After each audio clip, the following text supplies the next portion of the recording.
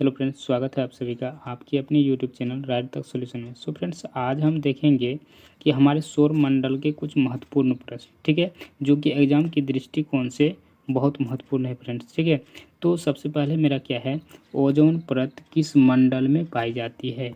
तो आपको हम बताते हैं फ्रेंड्स, ओजोन परत जो है वह समताप मंडल में पाई जाती है, ठीक है। चलिए अगला प्रश्न है कि पृथ्वी के सबसे करीब स्थित मंडल है।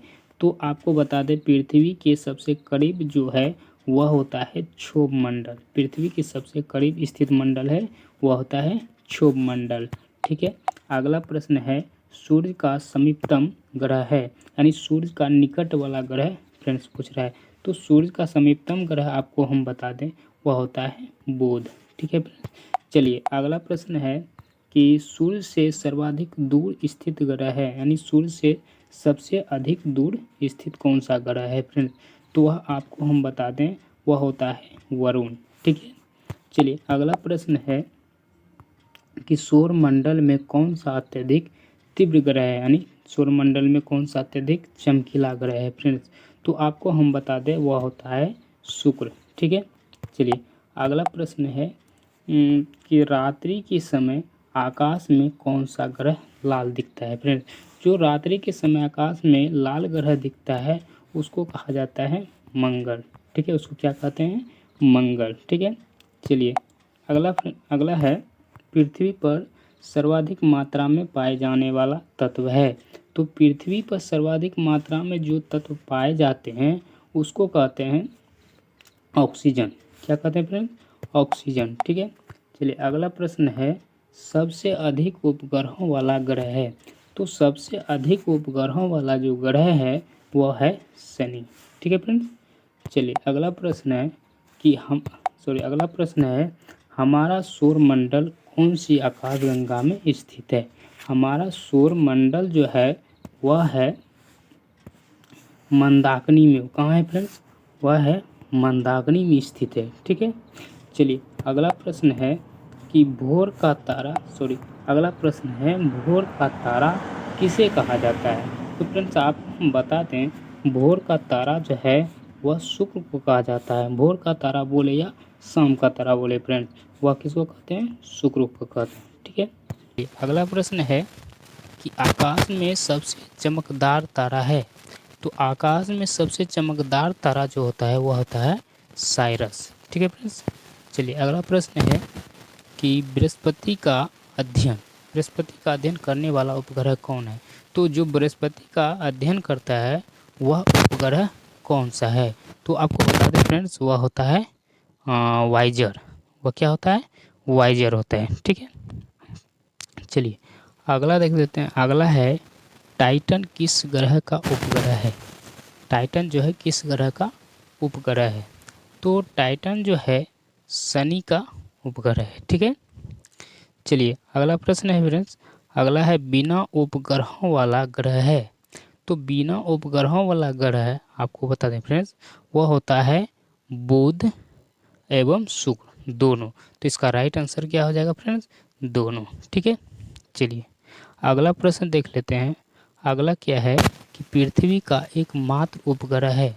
तो पृथ्वी का एकमात्र उपग्रह बता दें फ्रेंड्स, वह होता है चंद्रमा, ठीक है। चलिए अगला प्रश्न देख लेते हैं। अगला है, अंतरिक्ष में तारामंडलों की कुल संख्या कितनी है। तो जो अंतरिक्ष में तारामंडलों की कुल संख्या है वह है 89 फ्रेंड्स। कितना है, वह है 89, ठीक है, वह है 89। चलिए अगला प्रश्न देख लेते हैं फ्रेंड्स। अगला क्या है, सूर्य के सबसे निकट का तारा है। तो सूर्य के सबसे निकट का तारा जो है वह होता है प्रोक्सिमा सेंचुरी। क्या होता है वह, प्रोक्सिमा सेंचुरी, ठीक है।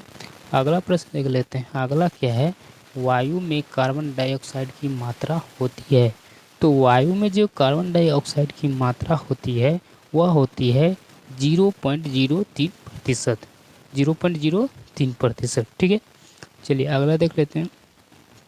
अगला है फ्रेंड्स, वायुमंडल की सबसे ऊपरी परत है। वायुमंडल की सबसे ऊपरी परत जो है वह होता है बहिर्मंडल। क्या होता है फ्रेंड्स, बहिर्मंडल, ठीक है। चलिए अगला प्रश्न है कि चंद्रमा के प्रकाश को पृथ्वी पर आने में कितना समय लगता है। चंद्रमा की जो प्रकाश होता है वह पृथ्वी पर आने में कितना समय लगाता है। वह जो हम आपको बता दें फ्रेंड्स, वह समय लगाता है कुछ समय 1.3 सेकंड लगाता है। ठीक है, चलिए अगला प्रश्न है कि चंद्रमा द्वारा पृथ्वी की परिक्रमा में लगा समय। चंद्रमा द्वारा जो पृथ्वी की परिक्रमा किया जाता है उसमें कितना समय लगता है। तो उसमें आपको बता दें फ्रेंड्स, उसमें लगता है 27.3 दिन। ठीक है, चलिए अगला प्रश्न है, मौसमी घटनाएं किस मंडल में घटती है। मौसमी घटनाएं जो है वह आपको बता दें फ्रेंड्स, वह क्षोभ मंडल में घटती है। ठीक है, चलिए अगला प्रश्न है, वायु है। वायु मतलब है, तो वायु जो है आपका है गैसों का मिश्रण है फ्रेंड्स। ठीक है, वायु क्या है, एक गैसों का मिश्रण है। चलिए अगला प्रश्न है, ब्रह्मांड में सर्वाधिक मात्रा में पाया जाने वाला तत्व है। ब्रह्मांड में जो सर्वाधिक मात्रा में तत्व पाया जाता है वह होता है फ्रेंड्स हाइड्रोजन। क्या होता है, हाइड्रोजन। चलिए अगला प्रश्न है कि परावैंगनिक किरणों से रक्षा करती है। परावैंगनिक किरणों से रक्षा जो करती है वह करती है ओजोन गैस। कौन सी करती है, ओजोन गैस। ठीक है, चलिए अगला प्रश्न है, नीला ग्रह कहा जाता है। तो नीला ग्रह आपको बता दें फ्रेंड्स, नीला ग्रह जो है पृथ्वी को कहा जाता है। ठीक है, चलिए अगला प्रश्न है कि पृथ्वी की बहिन या जुड़वा ग्रह किसे कहा जाता है। पृथ्वी की बहिन या जुड़वा ग्रह किसे कहते हैं। तो वह आपको बता दें फ्रेंड्स, पृथ्वी की बहिन या जुड़वा ग्रह जो है वह शुक्र को कहा जाता है। ठीक है, पृथ्वी की बहन या जुड़वा ग्रह किसको कहते हैं, शुक्र को कहते हैं। ठीक है, चलिए अगला प्रश्न है कि तारे का रंग सूचक होता है। तो तारे का रंग जो है वह इनमें से कोई नहीं होता है। ठीक है फ्रेंड, इसका राइट आंसर हो जाएगा डी। ठीक है, चलिए अगला है, सौर परिवार का सबसे ठंडा ग्रह कौन सा है। तो आपको बता दें, सौर परिवार का सबसे ठंडा ग्रह जो है वह होता है नेपच्यून। ठीक है फ्रेंड्स, चलिए अगला है, किस ग्रह पर सूर्य पश्चिम में उगता है। किस ग्रह पर सूर्य जो है वह पश्चिम में उगता है। वह जो बता दें फ्रेंड्स आपको कि अरुण और शुक्र, वो दोनों जो है, दोनों अरुण ग्रह पर और शुक्र ग्रह दोनों पर जो है सूर्य पश्चिम में उगता है। यानी इसका राइट आंसर हो जाएगा आपका सी, दोनों। ठीक है, चलिए अगला है, वलय युक्त ग्रह है। तो वलय युक्त ग्रह जो है आपको बता दें फ्रेंड्स, वह आता है शनि। ठीक है, चलिए अगला है, ध्रुव तारा किस दिशा को इंगित करता है। ध्रुव तारा जो है वह उत्तर दिशा को इंगित करता है। ठीक है, चलिए अगला है कि तारों एवं सूर्य की ऊर्जा का स्रोत है।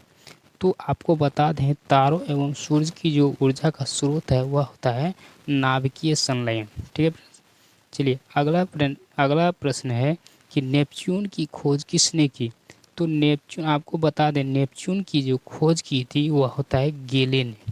कौन किया था, गेले ने। ठीक है, अगला प्रश्न है, मनुष्य ने पहली बार किस वर्ष चांद पर कदम रखा था। मनुष्य ने सबसे पहली बार किस वर्ष चांद पर कदम रखा था, वह 1969 ईस्वी में। कब रखा था, 1969 ईस्वी। ठीक है, चलिए अगला प्रश्न है कि अंतरिक्ष यात्री को आकाश का रंग दिखाई देता है। जो अंतरिक्ष यात्री है उसको आकाश का रंग किस टाइप का दिखाई देता है। तो उसको जो है काला दिखाई देता है। कैसा दिखाई देता है, काला दिखाई देता है। चलिए अगला प्रश्न है, सूर्य की सतह का तापमान कितना होता है।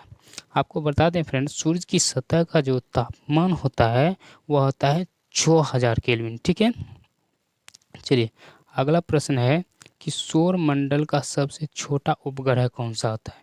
तो आपको बता दें, सौर मंडल का सबसे छोटा उपग्रह जो होता है वो होता है डिमोस। ठीक है फ्रेंड्स, क्या होता है, डिमोस। चलिए अगला प्रश्न है कि क्षुद्र ग्रह स्थित होता है, यानी क्षुद्र ग्रह कहाँ स्थित होता है फ्रेंड्स। ठीक है, तो आपको हम बता दें, इसका राइट आंसर हो जाएगा मंगल एवं बृहस्पति के बीच में जो होता है क्षुद्र ग्रह स्थित होता है। ठीक है, चलिए अगला प्रश्न है कि पृथ्वी का अपने अक्ष पर घूर्णन है, मतलब पृथ्वी जो है अपने अक्ष पर जो घूर्णन करता है किस ओर से घूर्णन करती है, ठीक है, वो आपको बता दें पश्चिम से पूर्व की ओर घूर्णन करती है।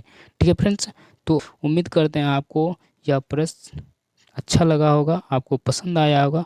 अगर पसंद आया है तो हमारे चैनल को सब्सक्राइब एंड लाइक करें। Thank you.